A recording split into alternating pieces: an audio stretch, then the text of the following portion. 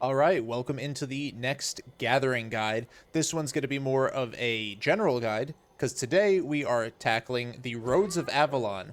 We're going to do a complete breakdown for what everything means and what you need to know. So let's jump right into it. And the first thing we're going to break down is exactly how to read these spinning rings. So you'll notice at every portal, there are spinning rings that dictate or explain where you're going to go. And so we're going to go ahead and interpret what each of these rings mean, starting with the outermost ring. So this tells you the exact type of zone that you are going into. So let's start with what's glowing golden right now. A circle with a dot or a ring with a filled in circle is a red zone. A large filled in circle is black zone. 2 rings is yellow zone, and 1 ring is blue zone. So these are the 4 open world denotations. So again, black zone is a filled in circle. Red zone is a ring around a small filled in circle. Yellow is 2 rings, and blue zone is 1 ring. So then next, let's take a look at these symbols here. We'll start with this one because this is the most common. This is called an Avalonian junction, or as I like to call it, a crossroads.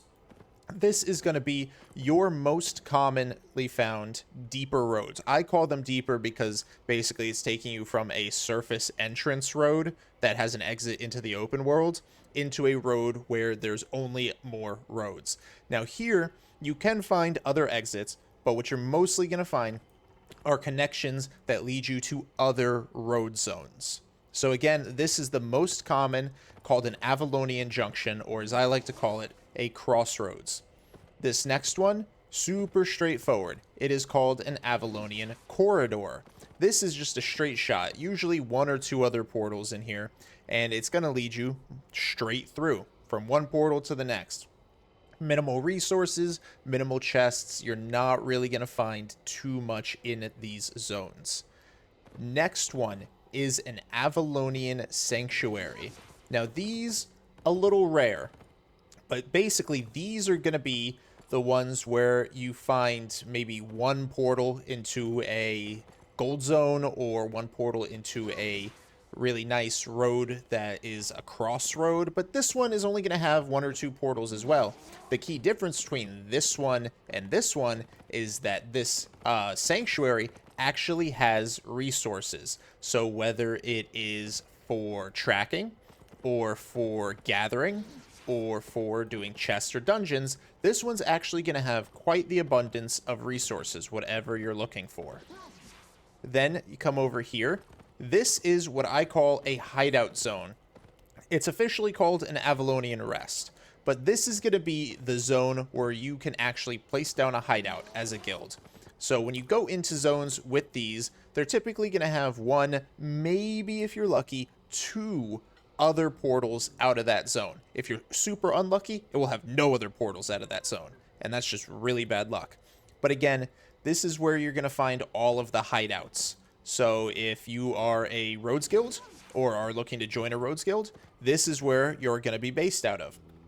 This is also the primary area where you are going to find golden portals, and I will explain what golden portals are in just a few minutes. And then finally, this spiky one. Now, this spiky one looks a lot like this Avalonian Sanctuary one. Now, over here, this is called a Golden Sanctuary. I believe it's called a Golden Sanctuary, but essentially, it is just that. It is a sanctuary, so just like this one, really nice resources and all that good stuff, but it comes from a golden portal. So it comes from a tier 8 golden portal, usually for large groups. This one will have higher tier resources. It will have higher tier dungeons. It will have higher tier, mostly gold chests. Everything in one of these will be stronger than one of these. And these are the rarest that you're going to find.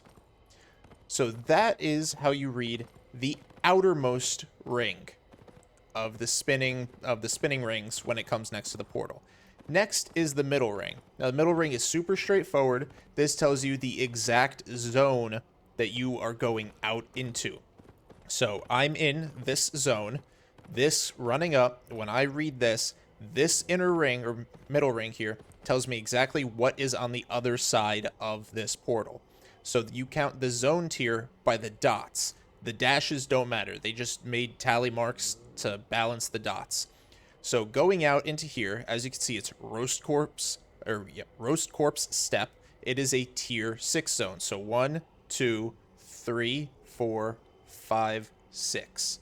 So prove that. I'll open my map. I'll come over here. Roast Corpse Step, tier 6. So we've got 6. We've got 7. 1, 2, 3, 4, 5, 6, 7. We've got 8, 4, and 5. So technically, it starts at 4. I just counted clockwise from this starting point. So we've got 4, 5, 6, 7, 8. Now, these will denote whatever the zone of the open world is. So you can find a tier 4 blue zone, you could find a tier 6 red zone, you could find a tier 8 black zone, you could find a tier 5 black zone, so on and so forth. Whatever the open worlds open up into. When it comes to going to another road zone, they are only ever even. So you will only ever find tier 4, tier 6, or tier 8 roads. So this one, because I entered from a red zone, which is a lethal zone, this is a tier 6 road. And I can show you how to tell.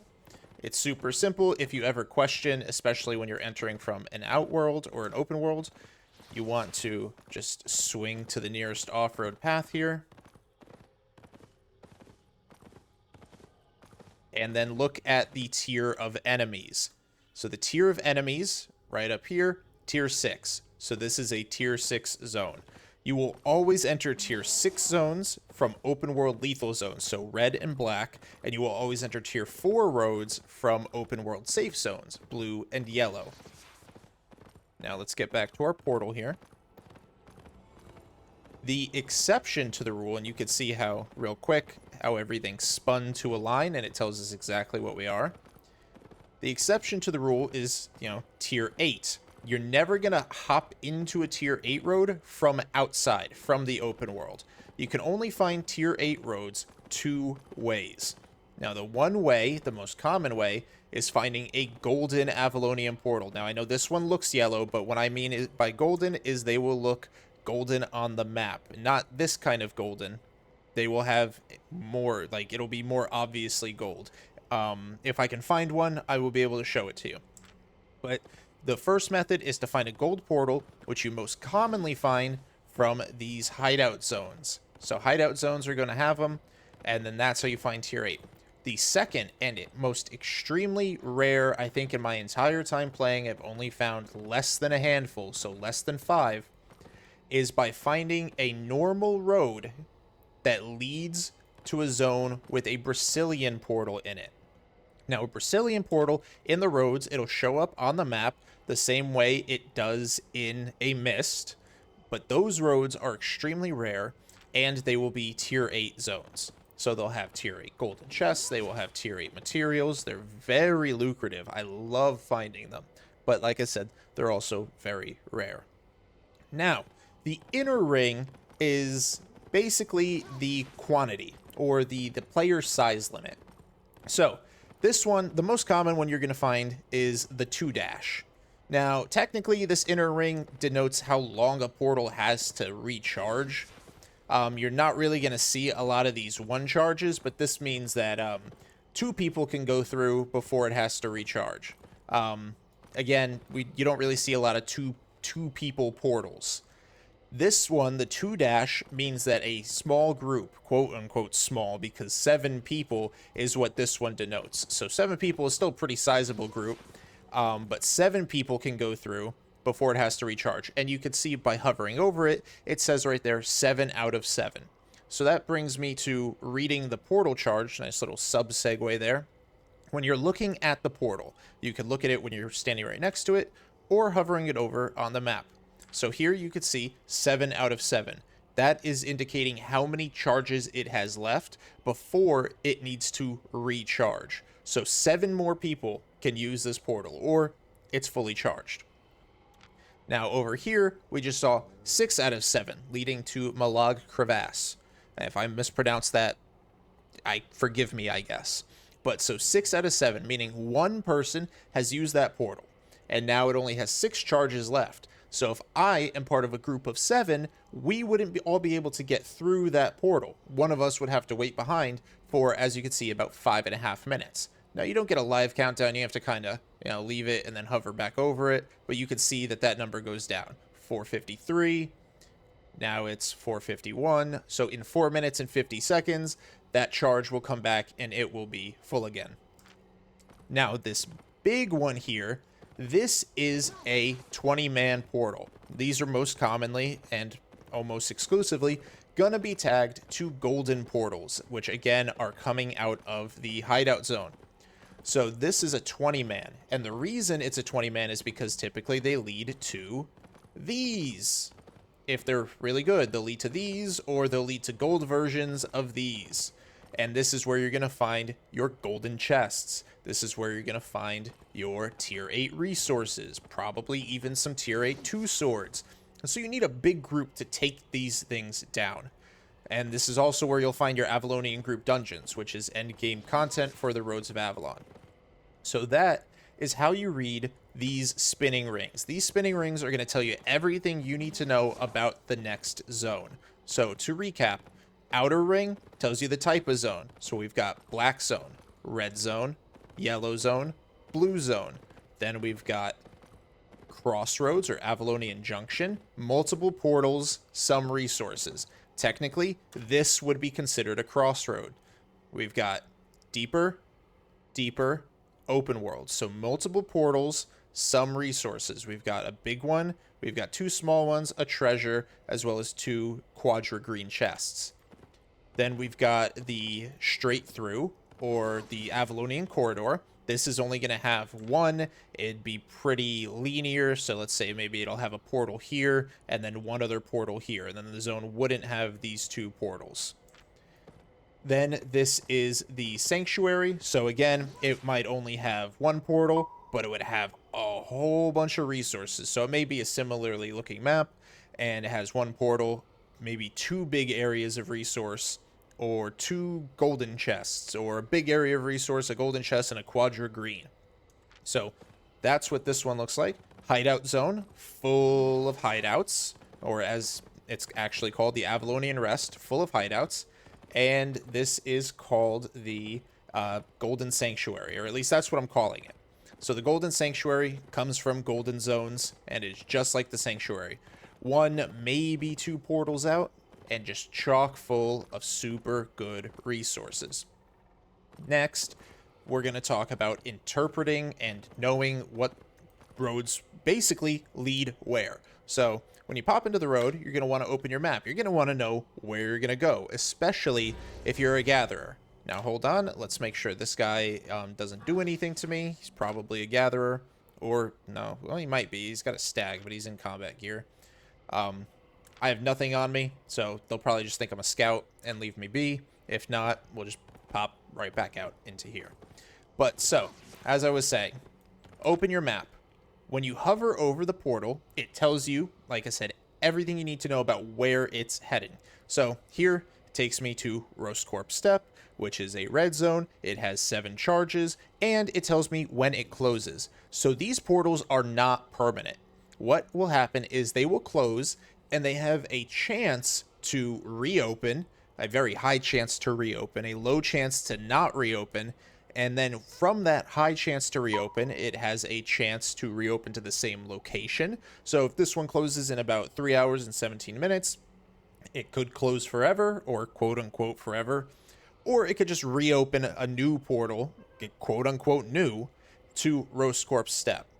Now, there's the chance, also smaller chance, that it will close and reopen to somewhere completely different.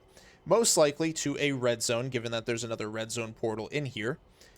So it could be, instead of Roscorp Steppe, it could be all the way out here, Highbull Glen, or it could reopen to Kindlegrass Steppe, or Astolat, or something like that.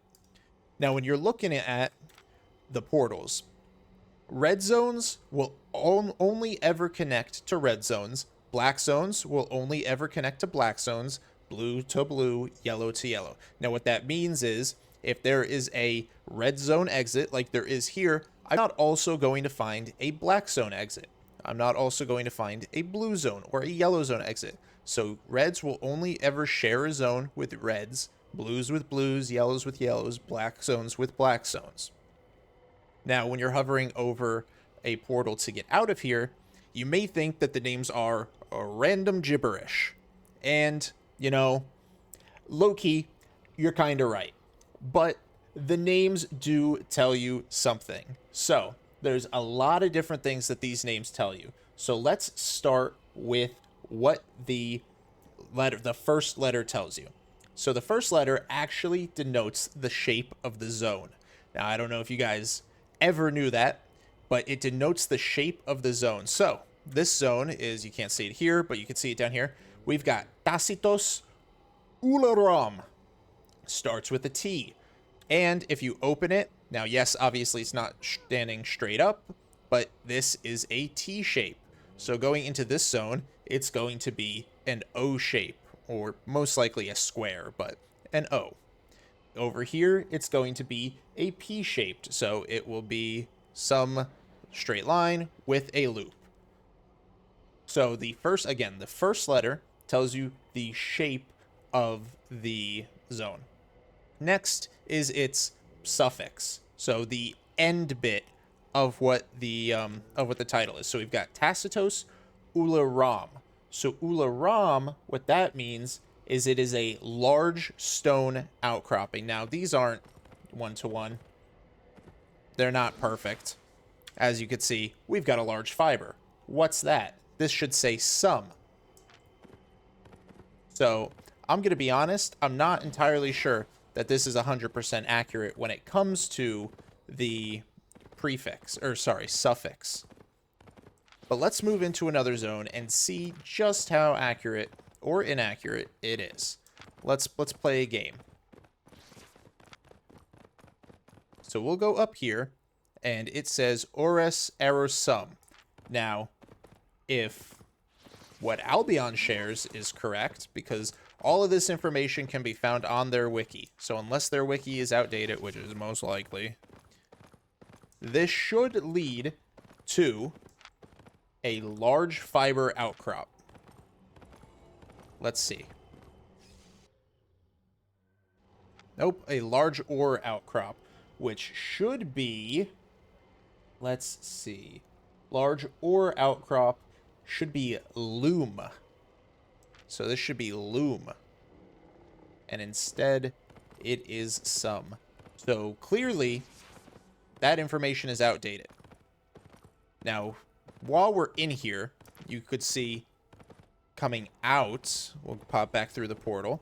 Also, real quick, when the portal ring is glowing yellow, like when it has that yellow spiral around it, you can use it for free to get back through. So it doesn't actually cost a charge. So riding up, this tells us this is a tier 6 crossroad, and it will recharge in 2 people. So it'll start the recharge countdown after 2 people use it. So we pop out, crossroad, right? So we have red zone, and deeper. So 3 portals, multiple options to get out. So let's go to the deeper portal.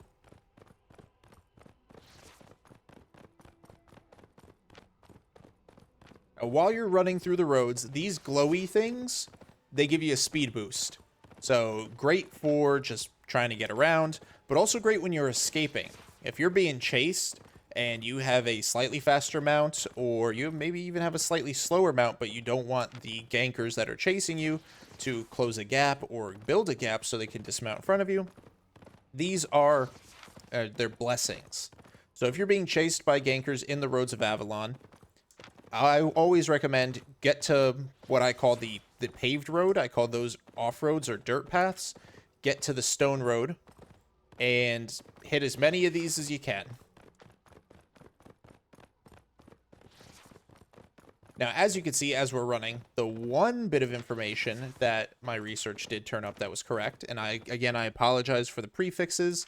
Clearly, the information that I was researching is outdated. Everything else is good, though, I promise. Is that this starts with an O, Orus Erosum, and it is in the shape of an O. So here we're going to Conitus Axeum, and that should be in the shape of a C. Now, do the shapes really matter? Not really. But if you are being chased and you happen to catch a name of a portal before you jump through it hastily to escape the gankers, it's good to know what the road is probably going to look like.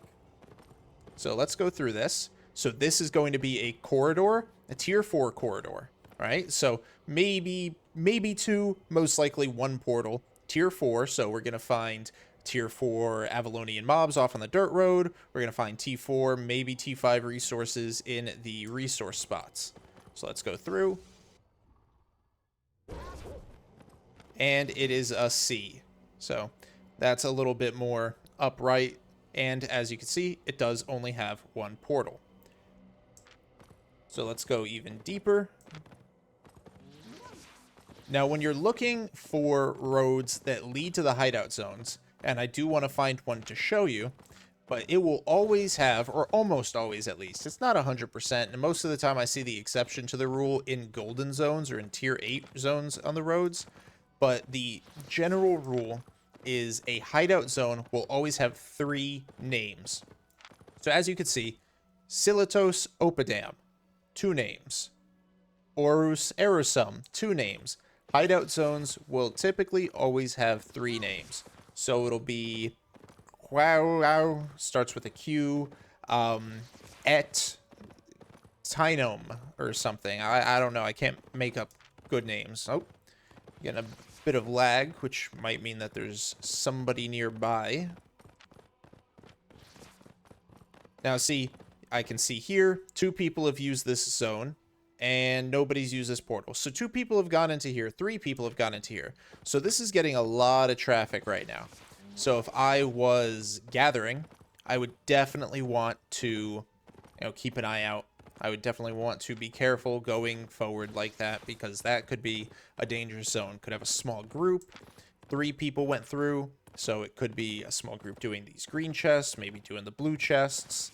It's unlikely that it's a group of 3 gatherers, which is good news for me if I was gathering.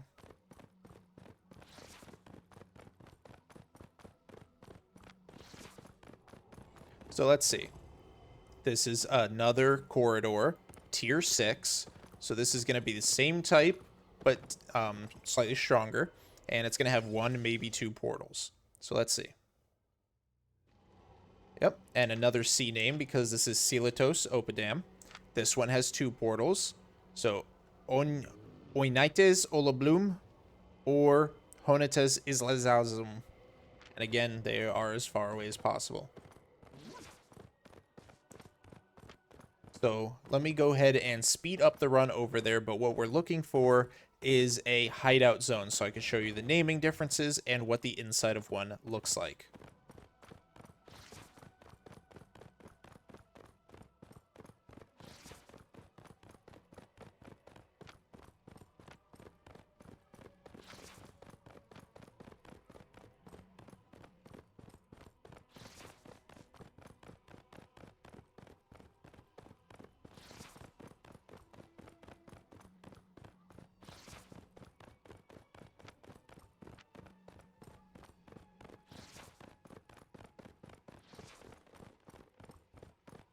Now, one thing to make note of, the Roads of Avalon are all black zones. That means they are all fully lethal. So if you are new and you're starting out and you're going into the Roads of Avalon, you need to be careful.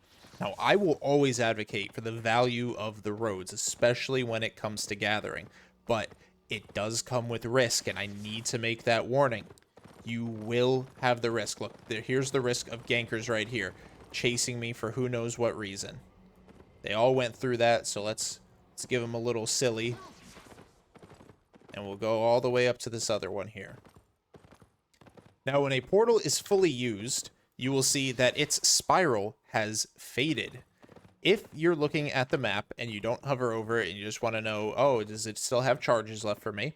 It either has the blue spiral, which means it does, or no spiral, which means it doesn't. And of course, the gold spiral means you came through that recently enough to use it again for free. But again, back to what I was saying, all the roads are black zone.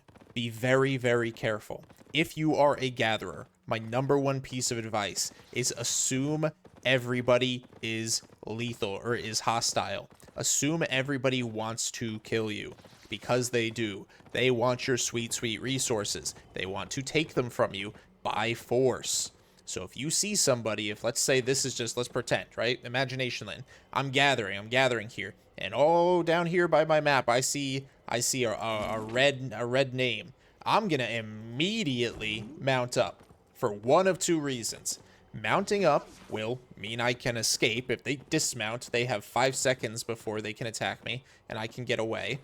Or I can just mount up. Now I have my mount's health to kind of act as a buffer zone if they attack, and I have the chance to inspect them and see if they're worth me fighting back, if I have my combat set on. So let's check out this zone. This is a tier 8 sanctuary. This is actually perfect. I'm kind of sad I don't have any of my resources or my tools on me. This has a Brecilian portal. I know I said that they're super rare, but I guess not rare enough. And here one is. These are super rare though. They obviously only have one portal that goes to another road, and this will take you to Brecilian. Now, all of these will be tier 8. So now that we know what the road portals look like, how to read the rings, and how to interpret what portals take you to what zones, let's, for us, look at what Gathering can do for us. So starting off, even if you're in a tier 8 zone, the resources you find on these dirt paths, outside of these, right, not at these labeled spots, but just at these dirt paths, are always going to be tier 6. So tier 8 zone, you're always going to have tier 6. Tier 6 zone, obviously, you're always going to have tier 6. If it's a tier 4 zone, you're going to have tier 4 materials off on these dirt roads. So now we run through here. We've got two different resource areas. We've got the large resource area, which is wood, and we've got the small resource areas, which are stone and wood itself.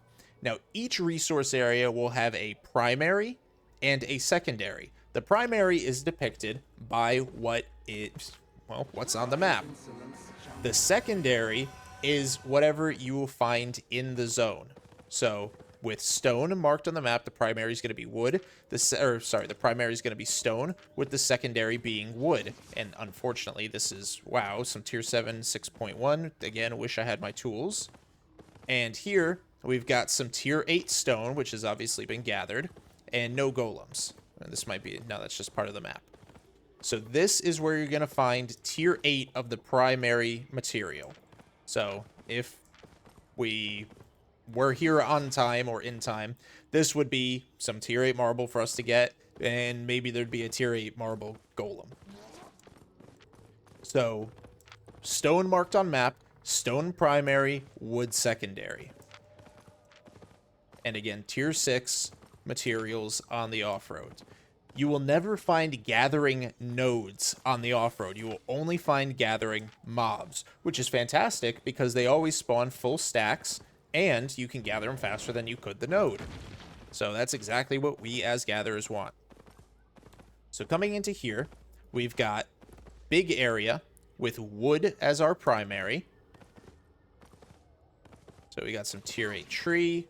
We come in here, and as you can see, fiber is the secondary. Now again, my goodness, how disappointing is it that I don't have my tools on me? So wood primary, fiber secondary. So far, what do we have? We've got, if it's a stone spot, it's got stone and wood. If it's a wood spot, it's got wood and fiber. Now, when you are gathering at these bigger spots, it typically has 3 layers. So just like the portal rings, they have 3 layers. So do the zones, the big zones at least. So this is the inner layer. And if you're a fisherman, You can also get some pretty good fish out here. So, we've got tier 8 one swords, and while I'm here, I can actually explain the one swords before I get back to the tiering. So, these are called aspects. So, aspects have a lot more than your run-of-the-mill mobs that you find on the dirt paths, or you find in the open world, or you find in the mists. These guys hit like a truck. Let's watch this one hit me. All right. Oh, he just did half my mount health in one swipe. So let's not let us get dismounted just in case. So these guys are significantly stronger. They have significantly more health, and they regen health as you fight them. As you can see, there is a symbol above their head, the one sword symbol. So when you hear me mention one sword aspects, this is what I mean. Every single one sword aspect is 100% soloable. If you watch any of my streams or any of my session profit videos, you'll see that I bring a 6.3 set. Now I've upgraded to 8.1. Same tier technically, but I get better bonuses. But anyway, I bring a combat set because you need a combat set to fight these guys. You will not be able to kill these guys in a gathering set. I mean, maybe you can kill the cat one because the hide chest gives extra damage to hide bosses or hide mobs. But fiber, ore, wood, stone, you won't be able to solo in gathering gear. You need combat gear for these guys. The two swords, now the two swords will be same symbol, but with two crossed swords. They are not soloable. There's gonna be some people that will tell you that the druid staff can do it, or that the one-handed dagger can do it. And that may be true if you have absolutely max spec on the dagger, where the dagger's at. If you have absolutely max spec, 120 or 100 out of 100 on all the daggers. Where are the daggers? Here they are. So if you have all these up to 100, then maybe you have enough strength, enough IP, or item power to take on a two-sword solo. And there's only a few that can do it. And the reason that I said druid staff or one-handed dagger is because they have enough sustain or health regen for you, and they dish out a decent amount of damage. Druid staff keeps you alive while you dish out a little bit of damage, but you heal yourself a lot. One-handed dagger dishes out a lot of damage and has a decently chunk of sustain. But the two swords aspects typically cannot be soloed. So don't try, you will hurt yourself, and if you get knocked, you're open to getting full killed by gankers. So, one sword's easily soloable, but you need a combat set. I recommend basically anything that attacks fast, has decent damage, and maybe a merc jacket, so you can regen your health. That's why I use the merc jacket with the battle axe. It attacks pretty fast with the torch, has decent damage, and the merc jacket helps me get my health back up. So then, now that we've got the aspects and their strength out of the way, we will move up to the middle ring. So you always want to check all three rings, because look at that, another aspect, a tier 8.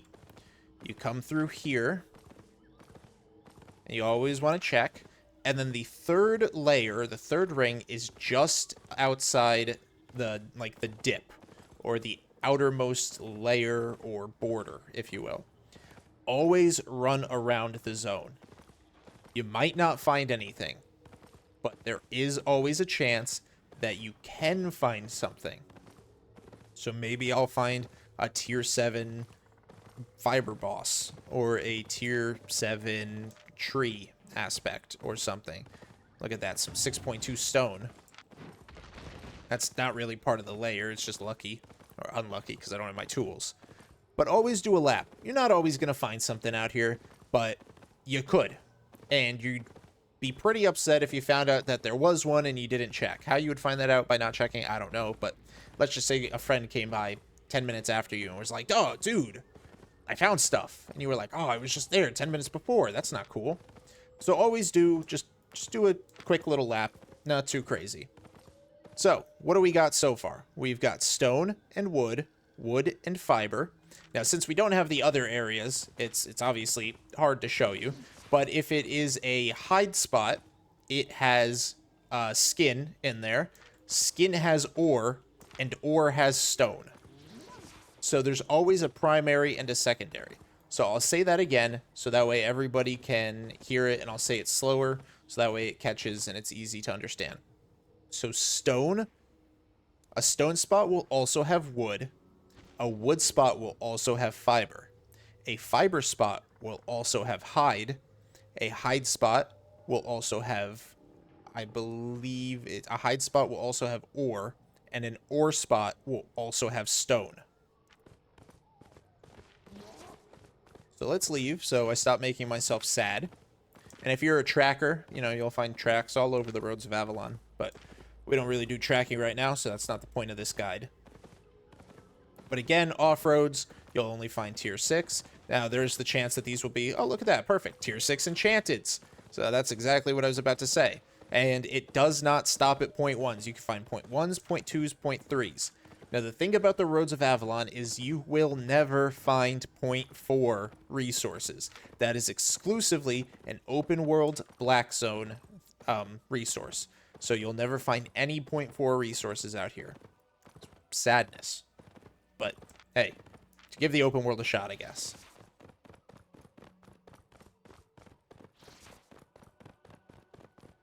Now, the one last thing I want to show you in this guide is what a hideout zone looks like, and then hopefully a gold portal zone.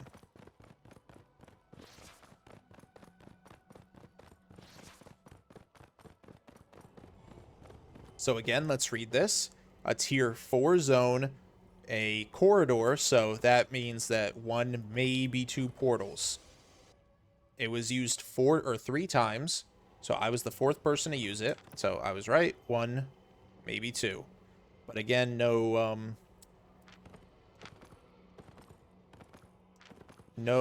hideout zone portals. They're rare, but it feels like we just have bad luck right now, because they're not as rare as, you know, we're having right now.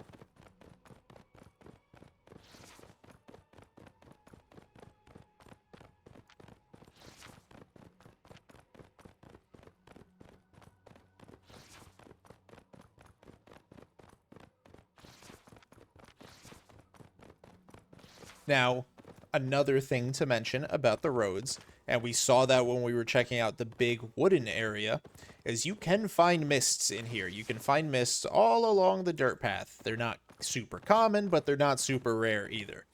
And there is the chance that you can find enchanted mists. Now, I think, personally, and I could be wrong about this, this is just my personal feelings, I think that it's more common to find enchanted wisps out here than it is in the open world. But, I mean, you tell me your experiences in the comments down below. I just think it's easier to find enchanted wisps out here. Now, obviously, mists is the easiest way to find enchanted mists. You go into a normal one, you wait until it starts closing, you get the 5-minute countdown, run around, look for an enchanted mist. But compared to Blackstone, I think they're more common out here. So going in, we've got a tier 4 crossroads. So lots of portals. Tier 4 probably going to lead to a blue or yellow zone open world. And let's see, only 2 portals, so a smaller one. And boom, both of them lead to open world. So far we did not get to check out what a hideout zone looks like. Now, while that is unfortunate, it's nothing special, and it's pretty easy to kind of figure out what it looks like. It's a big zone, no paved roads, and a bunch of hideouts everywhere.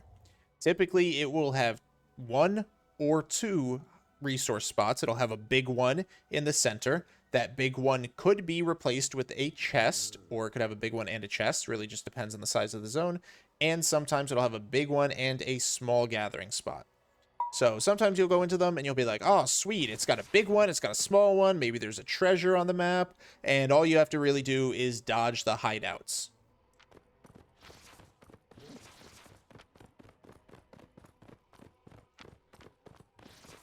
So again, we know this leads out to Saddle Tor, but that is a tier 5 blue zone.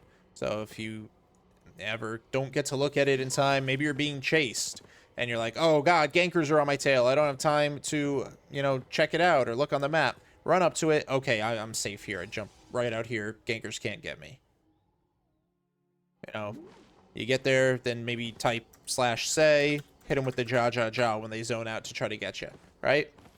But that is the Roads of Avalon. Unfortunately, we could not see a hideout zone. We couldn't see a gold portal, but it all looks the same, essentially. A gold portal is essentially what we found with the Brecilian portal, just you'll find a lot more gold chests in there, and you'll find the possible presence of two sword aspects, which are the very strong ones that cannot be soloed.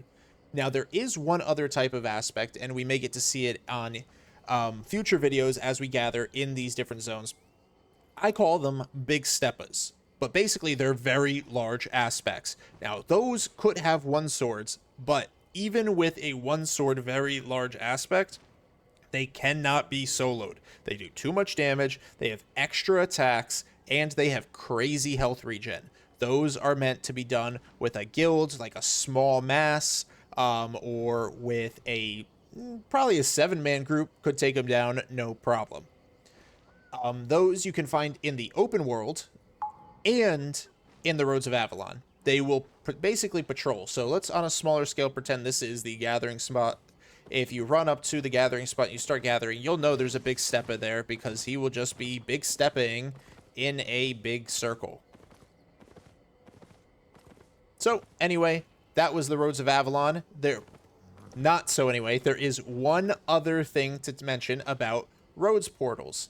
There are two other types of roads portals that you should be aware of. The first one is the one in Brecilian, the city. So in Brecilian, the city in the mists, on the 3rd floor, there is a portal that will take you to a random road. I just call it the random road portal. It'll drop you anywhere in the Roads of Avalon. Could be a beautifully gatherable gold zone. It could be a hideout zone.